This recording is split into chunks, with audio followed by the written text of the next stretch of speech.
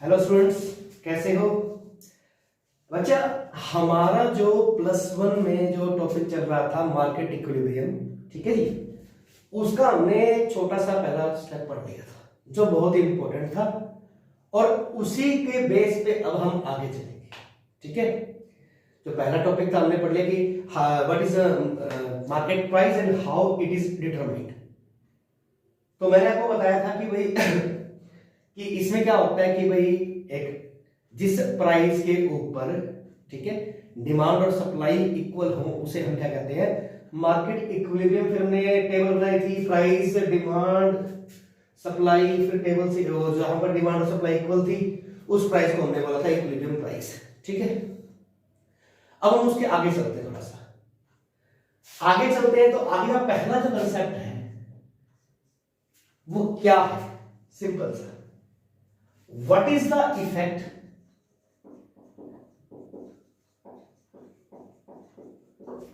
on equilibrium price and equilibrium quantity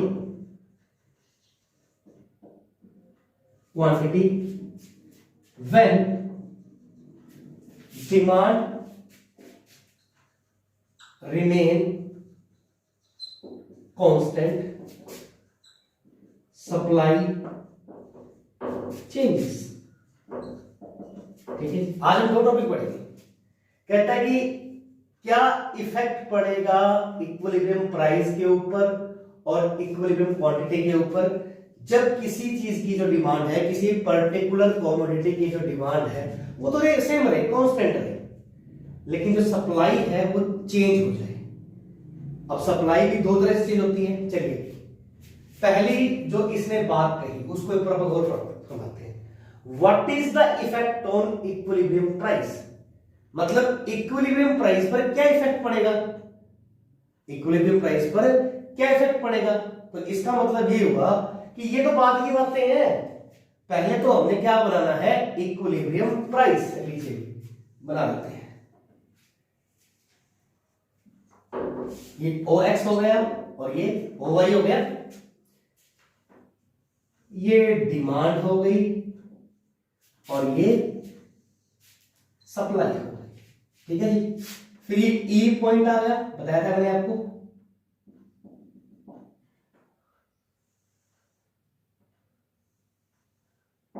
ये OP हो गया, ये OQ हो गया, यहां हम बोलेंगे प्राइस और यहां क्या बोलेंगे, क्वांटिटी। ठीक है जी, ये है इक्विलिब्रियम प्राइस, जहां पर किसी भी पर्टिकुलर कमोडिटी की डिमांड और सप्लाई क्या हो, इक्वल हो, उसे हम क्या बोलते हैं, इक्विलिब्रियम प्राइस। ये OP हमारा इक्विलिब्रियम प्राइस है, OQ हमारी इक्विलिब्रियम क्वांटिटी है, E हमारा इक्विलिब्रियम पॉइंट है। ये लास्ट लेक्चर में हमने पढ़ लिया।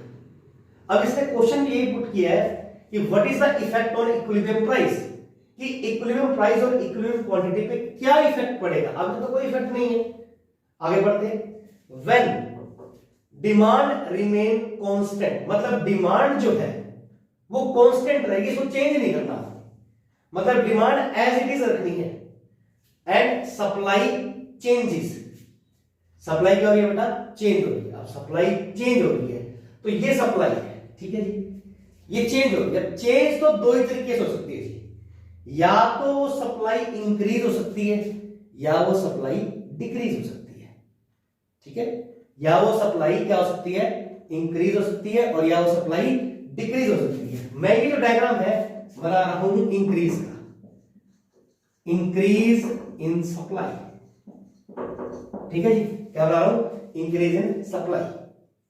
अब सप्लाई को इंक्रीज करना है बेटा, इस चैप्टर में एक ही है जो हमें पूरे चैप्टर में हेल्प करेगा, वो है हमारे दोनों हाथ, left hand right hand. Right hand जो है वो इंक्रीमेंट का है, राइट हैंड जो है हमारा वो इंक्रीमेंट का है, जो लेफ्ट हैंड है वो डिक्रीमेंट का है। अब ये सप्लाई है, राइट, मैं ऐसे कह रहा हूं ये सप्लाई है, अब मुझे इंक्रीज करना है, मेरा राइट हैंड ये वाला हो गया। ठीक है, शायद आपको इसके अंदर अलग लगे, लेकिन जब खुद बनाओगे ना तो आपका राइट हैंड जो आएगा ना वो इस तरफ आएगा। ठीक है, राइट हैंड मतलब इधर, समझ गए मेरे, राइट हैंड इधर इंक्रीज कर दो, अपनी मर्जी से इंक्रीज कर दो, ये नहीं यहां लेके जाओ, भाई अपनी मर्जी से इंक्रीज कर दो, लीजिए भी इंक्रीज कर दिया, ठीक है जी। इसको बोलेंगे नई सप्लाई कर्व आ गई S1 और आप ये एरो दिखाओगे कि भी यहां से सप्लाई यहां हुई है, दिखा दिया, ठीक है जी। जब भी आपको इंक्रीमेंट करना है वो किस तरफ करना है, राइट साइड में, राइट साइड में, मैं फिर रिपीट कर रहा हूं, राइट साइड में हमने इंक्रीमेंट दिखाना है।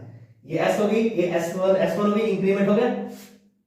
अब क्वेश्चन ये था कि डिमांड रिमेन कांस्टेंट, तो डिमांड ये हो गई, ठीक है जी, डिमांड ये रही, ये कर्व डिमांड का है, और सप्लाई में चेंजेस, अब पहला चेंज हम क्या कर रहे हैं, इंक्रीज का, तो इंक्रीज वाली सप्लाई कौन सी है जी, ये वाली, ठीक है। ये कहां मिलती है, ये यहां मिलती है जी, इस पॉइंट पे वो कट कर रही है, इसे बोलेंगे E1, ठीक है।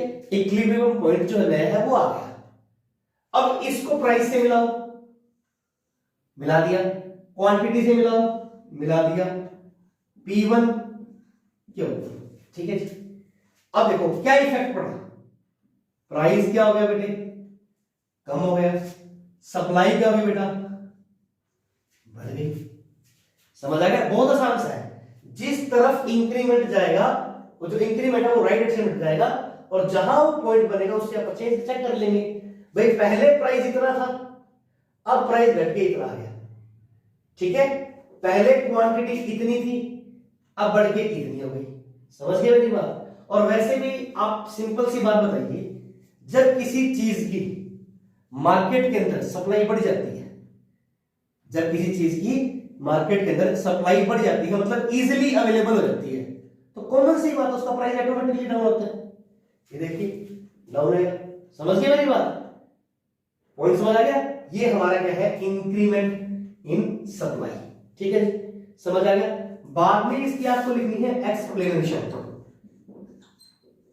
एक्सप्लेनेशन कैसे लिखोगे, पहला पॉइंट ओ एक्स एक्सिस पे, ओ एक्स एक्सिस और ओ एक्सिस पे हमने क्या लिया है, ओ एक्स एक्सिस पे हमने क्या लिया है जी, क्वांटिटी ली है, ओ वाई एक्सिस पे हमने क्या लिया है जी, प्राइस लिया है, डीडी क्या है, डिमांड कर्व है, एसएस क्या है, सप्लाई कर्व है, ई पॉइंट क्या है, इक्विलिब्रियम पॉइंट है, ओपी क्या है, इक्विलिब्रियम प्राइस है, और ओक्यू क्या है, हमारा इक्विलिब्रियम क्वांटिटी है, ओक्यू, ठीक है।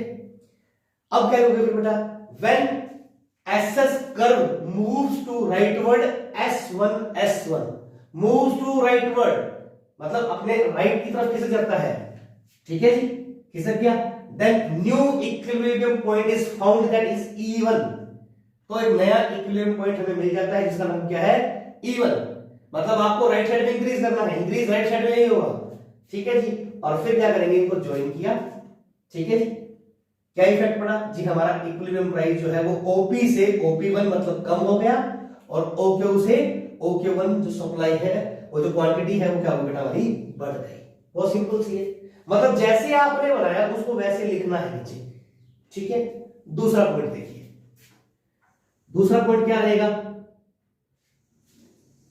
डिक्रीज इन सप्लाई, यहां क्या आएगा प्राइस, यहां क्या आएगा क्वांटिटी, यहां क्या है डिक्रीज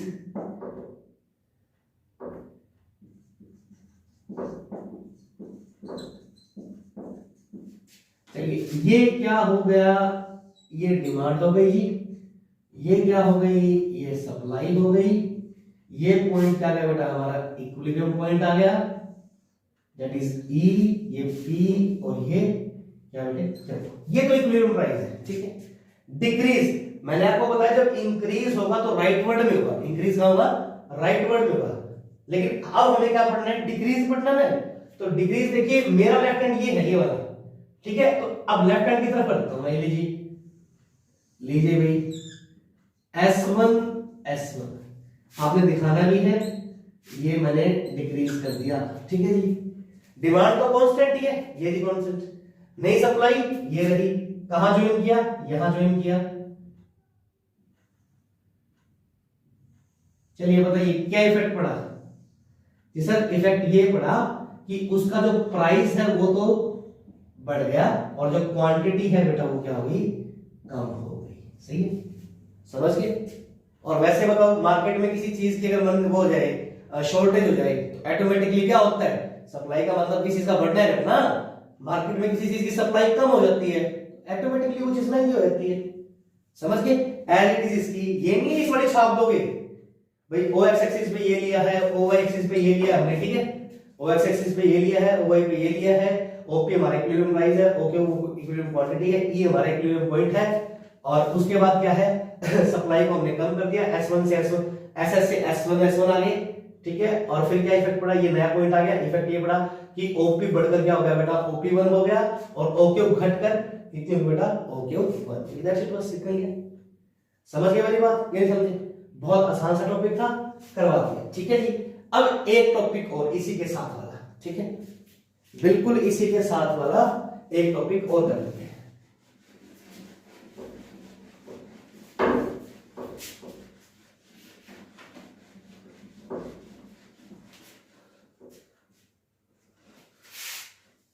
टॉपिक समझ गए होंगे कि मैंने सिर्फ दो ही अक्षर मिटाए हैं, सप्लाई रिमेन कांस्टेंट और क्या बेटा, डिमांड चेंजेस, ठीक है जी। पहले क्या था कि डिमांड कांस्टेंट रहेगी, सप्लाई चेंज होगी, अब क्या है, डिमांड सप्लाई जो है वो कांस्टेंट रहेगी और डिमांड में चेंज आएगा। सबसे पहले क्या बनाएंगे, इक्विलिब्रियम प्राइस, लो जी, ओ एक्स एक्सिस हो गई, यहां क्या लेंगे प्राइस, यहां क्या लेंगे क्वांटिटी, ठीक है जी। इक्विलिब्रियम प्राइस बनाएंगे जी, बना दिया, ये बना दिया, ये हो गया SS, ये DD, और ये जो पॉइंट है ये इक्विलिब्रियम पॉइंट, ये OP और ये OQ, ठीक है जी, OQ। समझ आई? अब उसने क्या कहा कि सप्लाई कांस्टेंट, अब सप्लाई को आती लगाना हमने, अब हमने क्या करना है, सिर्फ डिमांड को चेंज करना है। तो डिमांड देखिए ये है ना, ये वाली डिमांड है। अब राइट हैंड तो मेरा यही है, राइट हैंड तो मेरा यही है ना, इंक्रीमेंट की अगर दिखाते हैं, बात करते हैं इंक्रीमेंट की बात करते हैं, इंक्रीज इन सप्लाई की बात करते हैं, इंक्रीज इन डिमांड की बात करते हैं, तो इंक्रीमेंट तो राइट साइड में होगा ना, इंक्रीमेंट किसमें होगा बेटा, राइट साइड में। तो ये मैं बना रहा हूं आपका increase in demand, increase in demand. तो ये चीज है ना, इसको मैं थोड़ा और कर देता हूं। लीजिए भाई, डिमांड मैंने चेंज कर दी, D1, ठीक है, ये हो गया हमारे पास क्या, इंक्रीमेंट, सही है। नया पॉइंट कौन सा आया, अब डिमांड तो वही रहेगी, सॉरी सप्लाई तो वही रहेगी, नई डिमांड रहेगी हमारे पास, कहां ज्वाइन कर रहे हैं, ये यहां ज्वाइन कर रहे हैं, मिला दिया, क्या इफेक्ट पड़ा, P1 और Q, ठीक है जी, ये E था और ये क्या बना, क्या इफेक्ट पड़ा बेटा, हाँ जी, OP जो प्राइस है वो क्या हो गया बेटा, OP1 हो गया, बढ़ गया, और क्वांटिटी है तो वो भी बढ़ गई। सर एक बात बताइए कि सप्लाई तो कांस्टेंट है, मतलब प्रोडक्शन को आगे नहीं बढ़ाया, लेकिन फिर भी सप्लाई बढ़ रही, क्वांटिटी बढ़ रही है, ऐसा कैसे भाई? देखिए, जब भी कोई सेलर कोई चीज सेल करता है ना, तो उसके लिए एक चीज अपने माइंड में रखता है, वो आप प्लस 2 में पढ़ोगे, डिजायर्ड स्टॉक। डिजायर्ड स्टॉक क्या होता है कि भाई वो अगर मान लीजिए उसने 100 क्वांटिटी अपने दुकान में बेचने के लिए मंगवाई, तो वो ये सोचता है 100 नहीं बिकेंगी भाई, कम नहीं रहना चाहिए, ज्यादा मंगवा लेते हैं, ठीक है, तो 100 नहीं बिकेंगी, वो 80 मान लो सोचता है वो बिक जाएंगी, 80 बिक जाएंगी, और मैं 20 का मुझे मैं स्टॉक कर लूंगा अपने आप, 20 का मैं स्टॉक कर लूंगा, ठीक है। तो यही बात है कि जब डिमांड बढ़ेगी ना, तो उसे पता है डिमांड बढ़ने से प्राइस बढ़ेगा, तो वो जो अपना स्टॉक है ना, स्टॉक वो इंक्रीज हो रहा है यहाँ पे। समझ गए मेरी बात? सप्लाई जो है वो नहीं बढ़ी, सप्लाई वही है, कांस्टेंट है, लेकिन जो उन्होंने स्टॉक करके रखा हुआ था ना, तो वो चीज क्या है बेटा, वो आगे लेके आ रही है। कहीं सोचो भी सप्लाई नहीं, ऐसा कुछ नहीं है, सप्लाई नहीं बढ़ी, सिर्फ वो स्टॉक को उन्होंने इंक्रीमेंट दिया है। आगे बात समझ में, स्टॉक को यूज कर लिया, ठीक है, कि जब भी कोई सेलर है ना कि अपनी कोई गुड्स प्रोड्यूस करता, कोई जैसे सेल करता है कोई चीज, तो वो ये सोचता है कि मेरी सारी चीजें नहीं बिकेंगी, वो अपना एक डिजायर्ड स्टॉक का जो क्या कहते हैं, डिजायर्ड स्टॉक जो वो पहले ही सोच के रखता है कि भाई हाँ मुझे पता है मेरा इतना स्टॉक बच जाना चाहिए, ठीक है।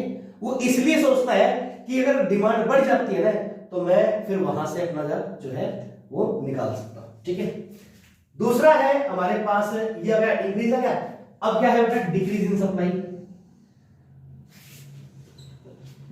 OX और ये OY, यहां पर क्या लेंगे प्राइस, यहां पर क्या लेंगे क्वांटिटी। ठीक है, ये हो गया डिमांड, ये हो गया सप्लाई, और ये जो पॉइंट है इसे क्या बोलेंगे इक्विलिब्रियम प्राइस, इक्विलिब्रियम क्वांटिटी। ठीक है जी, अब क्या कहता है डिमांड का क्या होना चाहिए, कम होना चाहिए। पहले तो हमने इंक्रीज पढ़ लिया, अब क्या पढ़ रहे हैं डिक्रीज इन डिमांड। चीजें वही याद रखो, राइट हैंड इंक्रीमेंट का है, लेफ्ट हैंड डिक्रीमेंट का है। अब डिक्रीज करना है, ये डिमांड है, लेफ्ट हैंड इधर पड़ रहा है, तो लीजिए भाई ये D1 आ गया। ठीक है जी, ये आपने एरो देना है। ठीक है, ओके, नया पॉइंट ये वाला गया, सप्लाई तो चेंज हुई है ना, तो ये लीजिए भाई क्या इफेक्ट पड़ा बेटा जी, इसका प्राइस भी कम हो गया और इसकी क्वांटिटी भी क्या बेटा कम हो गई। समझ गए, नहीं समझे, पॉइंट समझ आ गया। बस यही है, कल के ये दो क्वेश्चन है। ठीक है, क्वेश्चन पहले जो पहले वाला क्वेश्चन था कि आपकी डिमांड कांस्टेंट रहेगी, सप्लाई चेंज होगी, और फिर उसकी ये और उसकी एक्सप्लेनेशन, फिर उसके बाद ये और फिर इसकी एक्सप्लेनेशन, और इफेक्ट के जो बारे में जो इफेक्ट हुआ है ना, इफेक्ट हुआ है वो लास्ट में लिखना भी है।